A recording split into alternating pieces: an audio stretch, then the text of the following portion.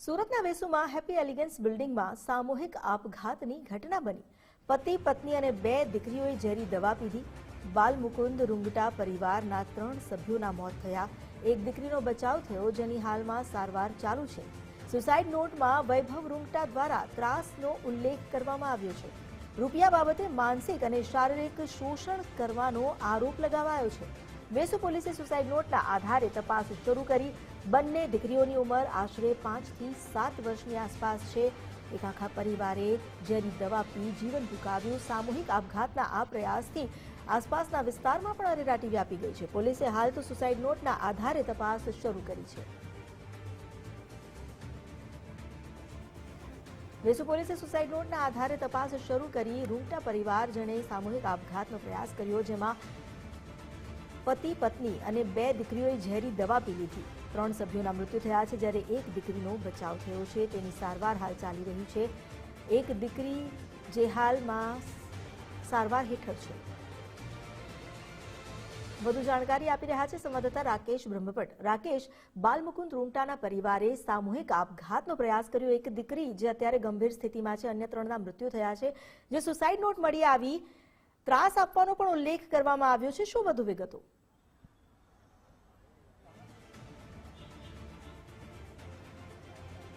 जी समग्र घटना सूरतना वेसु विस्तारनी છે કે જ્યાં હેપી એલિગન્સ નામની જે રેસિડેન્સી આવેલી છે અને આ રેસિડેન્સીમાં રહેતા જે બાલમુકુંદ પ્રકાશ ખેત નામના જે શેર બજારના ધંધા સાથે સંકળાયેલા વ્યક્તિએ છે તે પોતાની પત્ની અને માસૂમ દીકરી જોડે ઝેરી દવા ગટગટાવી આપઘાત કર્યો છે. જો કે આ સમગ્ર ઘટનાની અંદર એક દીકરીનો બચાવ પણ થયો છે, જ્યાં હાલ દીકરી સારવાર હેઠળ છે. જે પ્રમાણેની ઘટના સામે આવી છે ત્યારે પોલીસ છે તે ઘટના સ્થળે પહોંચી હતી, પરંતુ પોલીસના પહોંચવા પહેલા જે પરિવારના જે 2 સભ્યો છે, જેમાં સાસુ સસરા છે, તે ઘટના સ્થળે પહોંચ્યા હતા અને તેઓને એક 2 થી 3 પાનાની સુસાઇડ નોટ મળી આવી છે. અને આ સુસાઇડ નોટની અંદર વૈભવ રૂંગટા નામના વ્યક્તિનું છે તે વ્યક્તિગત રીતે નામ છે તે ઉલ્લેખવામાં આવ્યું છે.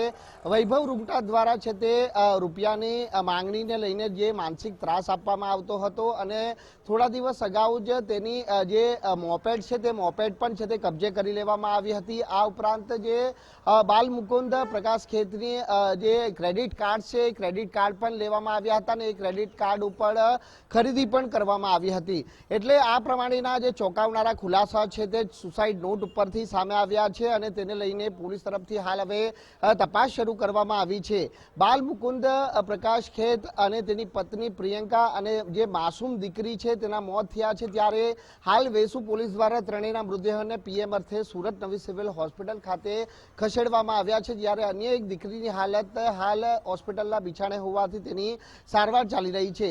વૈભવ રૂંગટા એ વ્યક્તિ કોણ છે તે પોલીસ માટે તપાસનો વિષય બની રહી છે, પરંતુ પોલીસની પ્રાથમિક તપાસમાં સામે આવ્યું છે કે માનસિક ત્રાસ આપવાના કારણે તેણે આ પગલું ભર્યું હોવાની શક્યતાઓ હાલ સેવાઈ રહી છે.